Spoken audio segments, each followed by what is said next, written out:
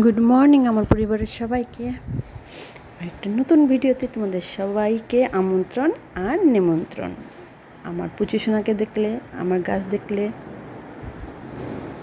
Good morning.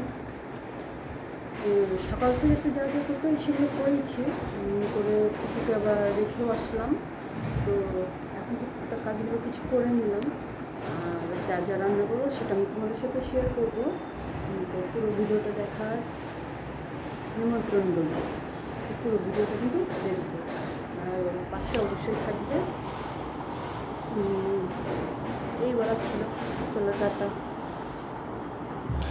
তো ওখান থেকে এসে আমি আগে বিছানাপত্রগুলো একটু পরিষ্কার করে নিই, কারণ আবার যেতে হবে ওকে আনতে। তো আমি সব কথা তোমাদের সাথে এই জন্যই শেয়ার করি, কারণ এগুলো না করলেও চলে, এগুলো তো নিত্যদিনের কাজ আর সবাই করে। কিন্তু এখন যেহেতু আমি তোমাদের নিয়ে চলছি, আর আমি কী করছি, কোথায় যাচ্ছি, কেনই যাচ্ছি, কী করছি, সেটা কিন্তু আমার জানানো দরকার।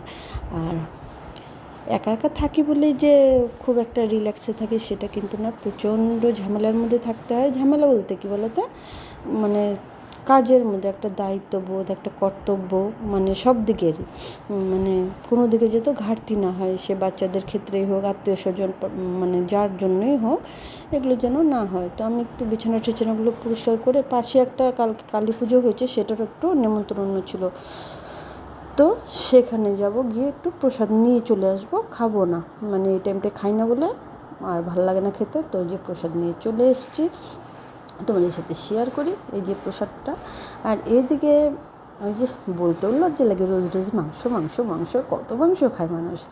হ্যাঁ, এটা একটু পাঁঠার মাংস ছিল, পাশের বাড়ি মামাকে দেওয়া নিয়েছিলাম, আর টক দই একটু ঘরেই পেতেছিলাম, সেটা দিয়েই করবো সিম্পলভাবে, কিচ্ছু না, যতটা পারি তেল মশলা কম দিই, শুধু দইটাই দেবো, আর ওই যে একটু জিরে গুঁড়ো আর রসুন আর একটু আদা পেস্ট করে নেবো। তো ওই যে তেল যা দিলাম এর মধ্যেই হবে, আর ফোড়ন একটু যা দেবো সেটাই।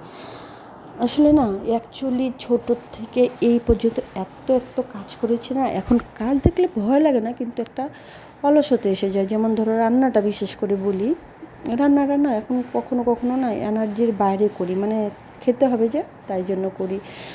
তো ও আসলে ওকে কখনো বলি আজকে যাও না, রান্নাটা করো না। তো যাই হোক, যার যেটা কাজ সেটা তারই করতে হয়।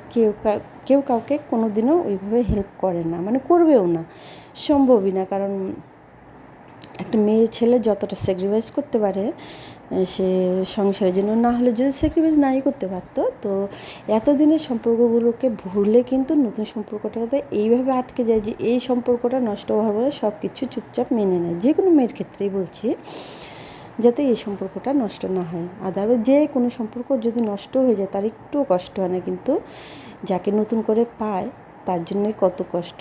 তাহলে মেয়েরা কিন্তু পারে, মানে স্যাক্রিফাইস করতে শুধু মেয়েরাই মনে হয় বেশি পারে। তো এই জন্য কখনো মনে হয় যে আমার মেয়ে হয়নি বুঝি, ভালোই হয়েছে, এরকম মনে হয় যে হ্যাঁ হয়তো আমি হলে পারতাম না এইভাবে মেয়েকে ছেড়ে থাকতে, বা মেয়ে কী করছে, কোথায় আছে, কেমন আছে, বা সে তো মাকে নিশ্চয়ই সব বলবে না, কষ্টর কথা কিছু বলবে না, সব ভালো কথাই বলবে। তো এগুলো ভেবে ঠেবে কখনো খুশি হয়ে যে ঠিক আছে, দুটো ছেলে, যে বউ আসবে একদম মেয়ের মতো করে রাখবো। তো এরকম হচ্ছে ব্যাপারটা, লাইফ তো সব কিছুই আসবে, আর সব কিছুর জন্য প্রস্তুতও থাকতে হবে। আর মাংসটা এইভাবেই করলাম, করে একটু গরম জলই দিয়ে দিলাম, যেটাতে মানে মেখেছিলাম মাংসটা, ওটার থেকে একটু গরম জল করে ওটাই দিয়ে দিলাম। এইভাবে একটু হালকা একটু মানে একদম সফট হয়ে গেছে, কারণ আমি রান্নাও করেছিলাম মিনিমাম 20 মিনিট 25 মিনিট পর, তো মাংস দেখে একদম সফটই হয়ে গেছে। তো এখন আর কি বেশিক্ষণ না করে এই যে নামিয়ে নিয়েছি। এবার দুজনের একই থালা লাগবে, তো দুজনকে একই থালায় পরিবেশন করতে হবে আমার। তো এই যে শুধু মাংস দিয়ে, আর কিচ্ছু কিন্তু কেউ নেবেও না, ওই জন্য আমিও রান্না করি না, আমার জন্য আর কী করব। আর এই ছিল আজকের ভিডিও। চলো টাটা, ভালো থেকে সবাই, পাশে থেকে কিন্তু।